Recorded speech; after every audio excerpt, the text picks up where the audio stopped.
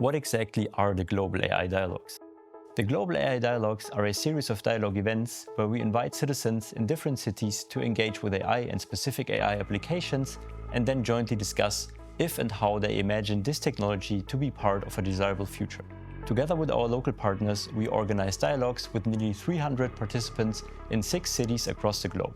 Our dialogues took place in Nigeria, Bolivia, India, Japan, Mexico, and Germany. Why do we talk about AI? And what exactly do we talk about? AI technologies increasingly take hold in our everyday lives. That's why, in our dialogues, we talk about 2 different types of AI systems: generative AI and facial processing technologies.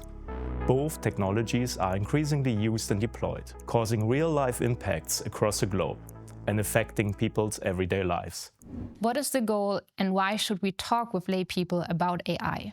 The goal of the Global AI Dialogues is to better understand how people around the world perceive AI and what effects it has on their everyday lives today and also in the future. By providing spaces for citizens to exchange experiences and perspectives, we aim to enable discourses that overcome misleading narratives but are grounded in science-based evidence. Who is behind the project? The project is initiated and coordinated by us, a team of researchers from the Chair of Cyber Trust at the Technical University of Munich and the Munich Center for Digital Sciences and AI. The team developed the dialogue framework and materials and assembled an international research team to conduct the dialogues and analyze emerging data in each country. With our framework, we aim to guide participants to discuss AI systems as socio-technical systems, which means understanding AI as technology embedded in our societal structures. What exactly happens at our dialogue events? The dialogues start with an introduction to the technologies, including talks and hands-on tryouts, where participants test the AI system. And this helps them to understand the capacities of the systems, including some of their limitations. And then participants are introduced to different application contexts of the AI technology based on local examples. And in groups, they choose one context and assess potential consequences, speculating about future developments. Groups then select the consequences that they perceive most discussion-worthy and assess their likelihood and impact on society. Based on this assessment, participant groups perform a stakeholder mapping where they identify relevant actors, including those that benefit, those that are harmed, or those that hold different types of responsibilities. In the final phase, groups engage in a backcasting exercise. Here, they articulate a future desirable status quo and identify necessary measures to achieve it.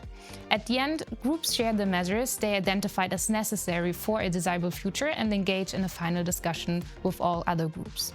We looked in our group on the various disadvantages or the limitations with Gen AI. Across all countries, we received great feedback from participants who appreciated the possibilities of sharing their perspectives. Organizing the dialogue in Nigeria for me was a wonderful experience. Getting the people interested. Generative AI in Nigeria is an interesting topic, but technically little is known. But when they came and now found out that they are not trying to teach them, but we want to get their perspective, it increased significantly their participation, it increased their excitement. It was like finally our voices are being heard and taken down. What we think is being considered. So it was really a wonderful time with the participants. Looking at the results of our dialogue analysis, we can see that 2 of our key findings were shared among all countries. First, the grand majority of participants wanted AI systems to be regulated. And second, a majority of participants highlighted the need to keep societies in the loop, also to inform these regulatory efforts. They were enthusiastic about the opportunity to discuss AI technology and contribute their perspectives. Our dialogue formats have shown that there is a need for more discourse with society to best understand how to proceed with generative AI and facial processing technologies. So let's keep engaging in dialogues on AI across the globe. If you want to learn more about the Global AI Dialogues and the results, please have a look at our website and articles published there.